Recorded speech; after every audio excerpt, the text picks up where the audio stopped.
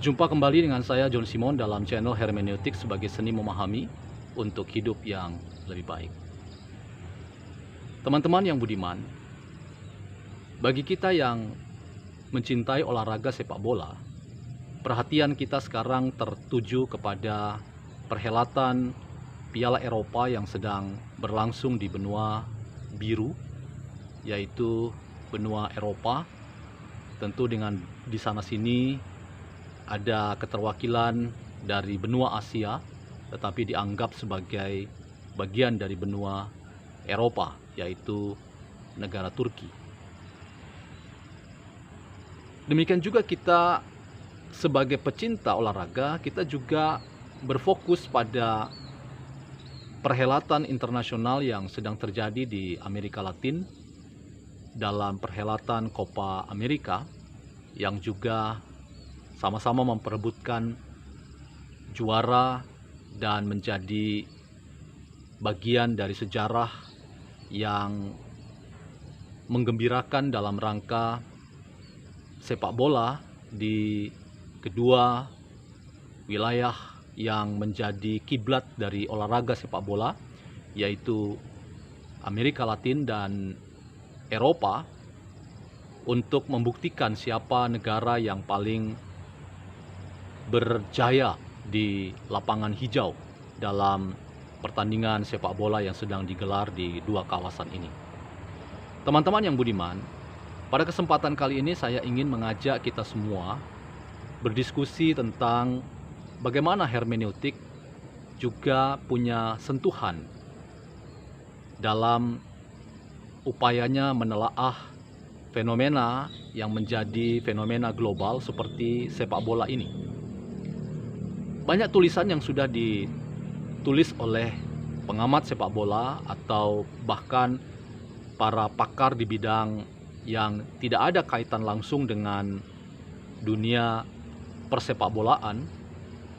Misalnya ada pakar politik, ada pakar filsafat yang secara serius ingin mendalami dan memberikan catatan kritis terkait dengan sepak bola itu sendiri sebagai sebuah magnet yang membuat banyak orang di planet ini berfokus pada satu peristiwa penting, yaitu pertandingan sepak bola dari babakan demi babakan untuk membuktikan siapa yang menjadi juara dan yang terbaik.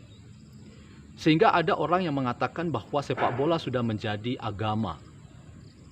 Bahkan karena dianggap sebagai agama, memunculkan kepercayaan, bahkan memunculkan ritus-ritus tertentu, memunculkan juga pengikut-pengikut yang sangat fanatik, yang tidak jarang karena fanatisme mereka kemudian mengidolakan para pemainnya, juga negara, dan atas nama satu semangat yang menempatkan bahwa orang yang diidolakan itu sebagai pusat dari kehidupan ini, perhatiannya, maka ia kemudian menganggap bahwa apapun yang dilakukan oleh sang idola, maka ia juga akan melakukannya atau ingin menirunya, ingin mengulangnya dalam perilaku-perilaku hidup yang ia ingin terjemahkan dalam keseharian.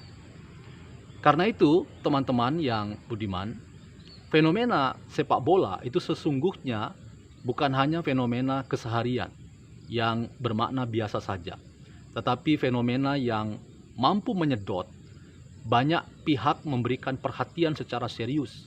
Bahkan atas nama sepak bola orang juga bisa kehilangan kewarasan, kehilangan nalar yang sehat, yang bisa membabi buta, menganggap orang lain sebagai saingan, sebagai musuh. Dan karena dianggap musuh saingan, maka ia dapat menganggap bahwa orang yang dimusuhinya itu sebagai ancaman. Dan tidak ada kata lain terhadap yang namanya ancaman.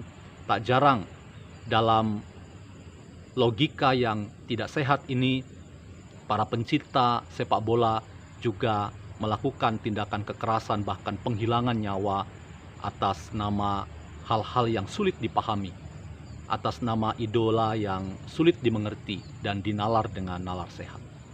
Disinilah teman-teman, wajar kalau ada pengamat yang mengatakan bahwa sepak bola kemudian menjadi magnet, menjadi roh yang membuat orang melakukan pengamatan, bahkan keterlibatan emosi yang mengalahkan ikatan-ikatan agama.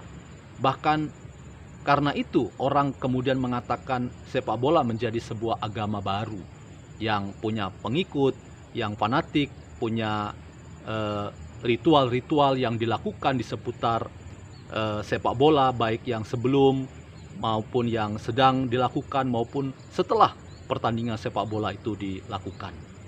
Nah, disinilah teman-teman, hermeneutik yang kritis ingin memberikan catatan kepada fenomena sepak bola yang sudah menjadi bagian dalam sejarah hidup manusia, bahwa dalam rangka kita melihat fenomena sepak bola itu sebagai fenomena manusiawi yang wajar, yang biasa, maka kita tidak ingin terjebak dalam satu logika yang tidak sehat dan mengalahkan logika-logika yang sehat, yang biasa, yang wajar, bahwa namanya permainan, kalah menang itu biasa.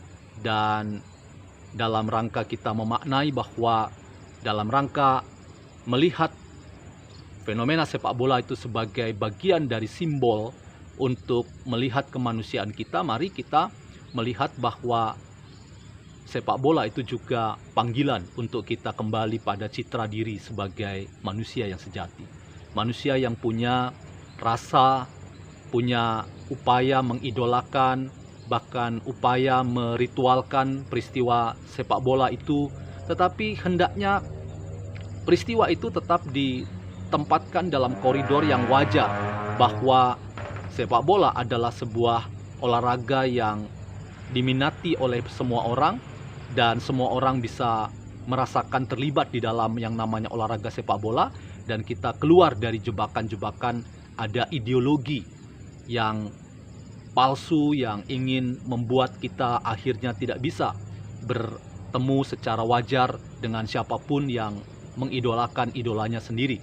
Jadi perjumpaan antar idola tidak membuat kita menjadi orang yang kehilangan akal sehat, lalu menganggap bahwa masing-masing idola itu merasa punya idola yang harus dibela mati-matian, lalu menganggap orang yang membela idola yang lain itu dianggap musuh, rival, ancaman, dan karena itu ia bisa berlaku dengan tindakan yang penuh kekerasan.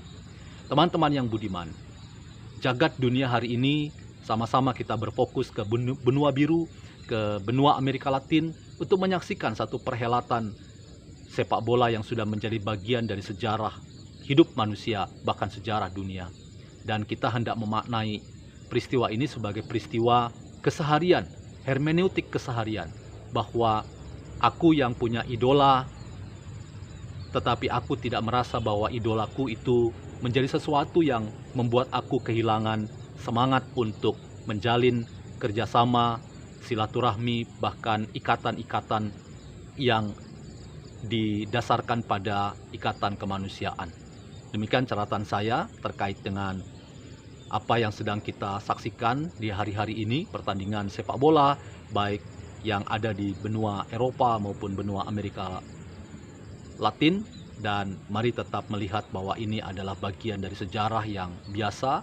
Mari kita memaknai sebagai peristiwa untuk bertemunya kemanusiaan dan nilai-nilai yang diusung dari nilai-nilai kemanusiaan itu. Demikian catatan saya. Sampai bertemu kembali dalam channel Hermeneutik sebagai Seni Memahami. Sampai berjumpa kembali.